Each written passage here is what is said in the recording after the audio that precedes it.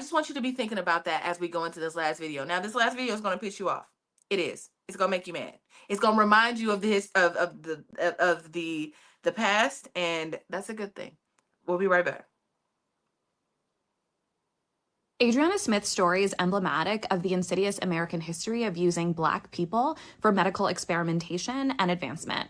Here are 11 other examples. The Tuskegee syphilis study, whereby the federal government from 1932 to 1972 studied the effects of the non-treatment of syphilis by not treating the majority of the Black men involved in the study, even though they thought they were being treated the entire time. Henrietta Lacks, whose cervical samples were taken without her consent, and which ultimately formed the first immortal human cell line, which has been essential to countless medical breakthroughs, and for which her family has only been compensated in 2023. Founding of modern gynecology by J. Marion Sims, who experimented on enslaved women without anesthesia, the use of Black Americans in human zoos and freak shows, radiation experiments on Black Americans from the 1940s through the 1970s, continual medical experimentation on incarcerated Black people that continued through the COVID pandemic. For example, the Holmesburg prison, where Black people were the test subjects for skin products, chemical warfare agents, and other dangerous chemicals. The use and grave robbing of Black cadavers in the 19th and early 20th centuries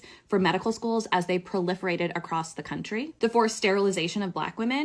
For example, Fannie Lou Hamer, who received a hysterectomy while unconscious and without consenting. This was so rampant across the South that this was ultimately termed a Mississippi appendectomy. The Negro Project, which sought to tackle Southern poverty through the use of contraceptives among impoverished Black people in the South. The development and testing of contraceptive technologies, including the birth control pill and Depo-Provera, but it was used on Black women first. And finally, the forced continued pregnancy of Adriana Smith, a brain-dead woman, to see if unconsenting women can be used as incubators and hosts. Welcome to America. Welcome to America. That's so disturbing, y'all. I can't even. When you really put it all together, and then here we are today, 604 Black women sue hospitals over alleged unnecessary medical procedures. It all ties together. So here in 2026, here we are talking about something that we can add to that list, which is really, really unfortunate and disturbing and heartbreaking and all the things. So I guess what I want to know from you all, and we can put these in our final thoughts.